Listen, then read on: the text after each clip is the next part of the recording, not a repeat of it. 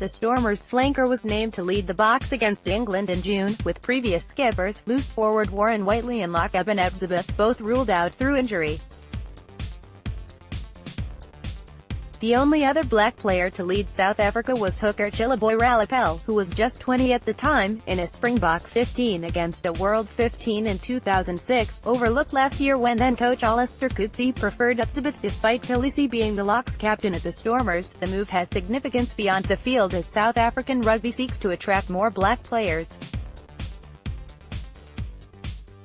Current Boks coach Rassie Erasmus says the decision was based purely on his history with Kolisi, but is also aware that it will be a popular appointment with the majority of the South African population. "I got Shaw from the Eastern Cape to come play in the Western Cape.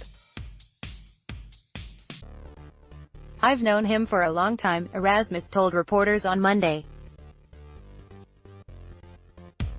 "I don't want to look at this from a political or historical perspective. I coached Shaw in his first training session at Western Province. I know him as a great rugby player. I've seen him go through good times and tough times as captain and a player.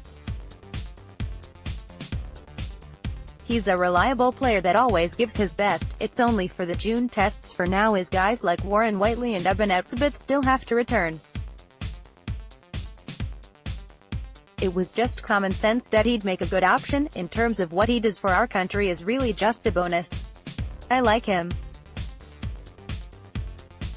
He's humble, quiet and gets the job done." Racial tension. Kolisie's promotion will do no harm as rugby continues to break the shackles of its past image in a country where racial tensions in sport often spill over into politics.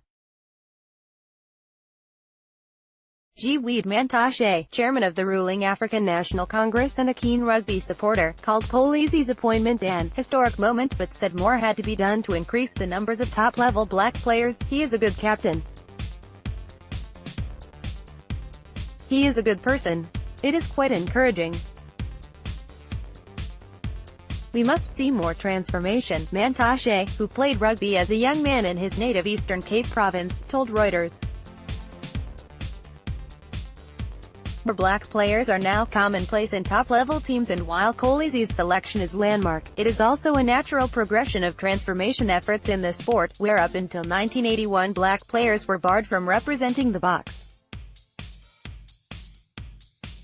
The 26-year-old will not be considered for Saturday's international against Wales in Washington, however, with his Super Rugby franchise teammate Peter Steph du Toit wearing the armband for that fixture.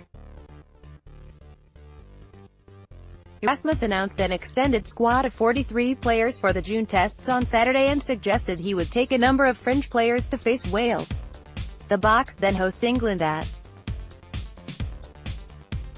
Ellis Park in Johannesburg on June 9 before matches in Bloemfontein and Cape Town on the following Saturdays. Reporting by Nick Said, additional reporting by Joe Brock, editing by John O'Brien and Christian Radnedge.